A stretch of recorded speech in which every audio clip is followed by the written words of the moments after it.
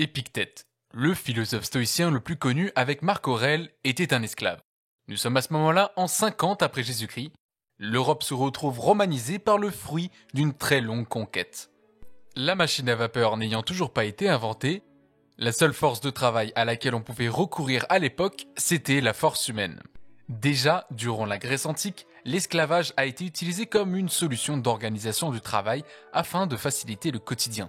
L'Empire romain, de son côté, a pu prospérer économiquement en continuant cette pratique. Souvent, ces esclaves étaient des prisonniers de guerre, des personnes ayant des dettes ou bien nés d'une famille d'esclaves. Tous n'avaient pas la même valeur et le même rôle. Il y avait des esclaves instruits qui valaient cher, comme des médecins, des lecteurs ou bien des pédagogues. Et d'autres moins chanceux, considérés comme des esclaves ruraux, qui étaient assignés aux basses besognes, au travail dans l'agriculture, à l'élevage de bétail ou encore plus simplement à exécuter les ordres. Rien ni personne ne pouvait protéger leur vie. Si un maître décidait de tuer son esclave à son bon vouloir, il en avait l'autorité. Épictète fut lui-même un esclave, mais très chanceux. Son maître a changé sa vie. Il lui a offert la possibilité de recevoir un enseignement philosophique à travers lequel va pouvoir développer le stoïcisme. Et tout cela malgré sa condition d'esclave, ce qui l'aidera dans sa future vie, puisqu'un jour il finira par être affranchi. Il remercie son maître et réalise son rêve, ouvrir son école à Rome. C'est comme ça qu'il va participer à la diffusion du stoïcisme et finir par enseigner sa philosophie comme mode de vie. Un dispensaire à l'âme. Durant sa vie, Épictète a œuvré pour trouver le moyen de moins souffrir durant son existence. Pour arriver à cela, nous allons introduire brièvement une notion importante en philosophie, qui est le logos. Le logos nous vient du grec. En le traduisant simplement, cela signifie la parole ou l'énoncé. C'est la capacité à pouvoir rassembler des mots par écrit ou à l'oral, tout cela de manière raisonnée. Grâce au logos, nous nous comprenons avec précision. Nous dialoguons, que ce soit avec une personne ou avec nous-mêmes. Mais qu'est-ce que vient faire le logos dans l'enseignement d'Épictète ? Eh bien, c'est un outil qui va nous être très utile. Mais pas comme vous pouvez le penser à première vue. Souvent, lorsqu'on parle d'Épictète, on pense à son intérêt pour les réactions d'impuissance qu'ont les hommes face aux événements. L'état dans lequel l'homme sait qu'il ne peut rien faire pour changer les choses.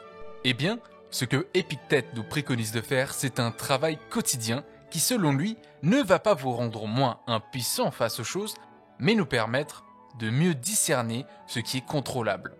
Il faut savoir identifier les choses sur lesquelles on peut exercer un pouvoir. Savoir quels sont les événements sur lesquels vous avez un contrôle, une incidence. Trop souvent, nous courons après des événements, des personnes ou des choses pour lesquelles nous ne pouvons pas en changer le cours. Cet entretien d'embauche au cours duquel vous avez tout fait pour obtenir le job. Ce jugement que cette personne porte à votre encontre. Votre réputation qui n'est pas celle que vous avez imaginée. Nombreux sont les exemples qui nous frustrent au quotidien et nous font perdre beaucoup d'énergie. Alors que rien de tout cela n'est de notre gré. En ayant pris conscience de notre impuissance face à ces événements dont nous n'avons pas le contrôle, notre énergie peut être redirigée vers ce qui est à notre portée. Ce sur quoi nous avons une emprise. Pour Épictète, une chose est sûre, ce qu'on peut contrôler passe forcément par notre âme. Ainsi, nos jugements, nos désirs, nos impulsions sont ce qu'Épictète définit comme ce que nous pouvons contrôler. Et cela grâce au logos. Le jugement, c'est une notion que nous connaissons tous. On l'utilise autant qu'on le subit. Pour émettre un jugement, il faut passer par le logos. En effet, c'est lui qui va nous permettre d'interpréter et de mesurer les événements qui se produisent dans notre vie, puisqu'on passe par la parole et la représentation des choses. Le problème est lorsque notre capacité à émettre un jugement devient trop subjective, quand notre logos n'est pas assez développé, cela aboutit au fait que nous ne raisonnons pas correctement. La réalité est alors altérée, car nous nous retrouvons à projeter ce dont nous avons envie. Ce phénomène nous guide inévitablement à de la frustration ou à des émotions négatives, que ce soit au sujet de personnes, d'objets ou bien d'événements. Épictète nous incite en revanche de nous faire de ces mêmes personnes, objets ou événements des représentations adéquates. Je le cite. Pour qu'une représentation soit vraie, il ne suffit pas que l'événement qu'elle représente soit réel. Il faut que le sens de la représentation ne doit pas excéder l'événement. En d'autres termes, ayant le contrôle de notre jugement, il faut apprendre à voir les choses de manière objective, ne pas émettre un jugement hâtif, exagéré ou pire encore, injuste. L'animal aussi ressent des pulsions et des désirs. Il va essayer d'assouvir ses envies sans chercher à savoir. En revanche, l'homme, lui, a pu dépasser ce stade de l'animalité, car il peut faire usage du logos, de la raison.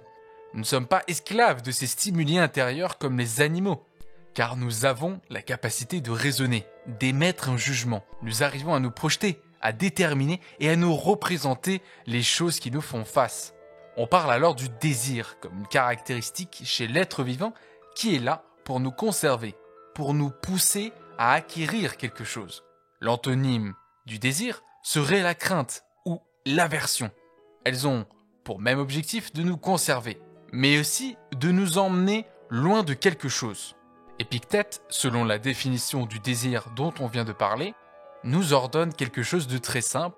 Il veut que l'on supprime tout désir et aversion. Car tous deux promettent quelque chose qui va nous conduire à être fatalement malheureux. Le désir, lorsque nous n'atteignons pas la chose que nous voulions. L'aversion, lorsque cette chose que nous craignons vient quand même à nous. Mais tout cela n'est qu'une première étape, puisqu'en ayant travaillé notre logos et notre jugement, nos désirs vont être convertis dans des choses plus réalisables ou à empêcher. En disciplinant notre désir, nous apprenons à contrôler nos envies et nos attentes pour nous permettre d'être plus alignés avec notre nature et ainsi devenir plus vertueux. Vient alors en dernier l'impulsion. On désigne cette dernière comme une force interne qui mènerait un homme à agir d'une certaine manière. C'est une pulsion qui vient brusquement, plus inconsciente et moins réfléchie que le désir. Elle est celle qui peut nous dévaloriser lorsqu'on l'a écoutée et qu'on s'est mal comporté. Elle ne peut pas être propice au moment présent. C'est pourquoi, en développant votre logos et votre jugement, vous allez mieux pouvoir contrôler vos impulsions et ainsi vous tenir correctement lors de n'importe quelle situation et ne pas vous faire honte. Voilà une partie de l'enseignement d'Épictète qu'on retrouve dans le manuel d'Épictète. Merci d'avoir écouté ce podcast. En attendant un prochain épisode, je vous souhaite d'aller de votre mieux. À la prochaine.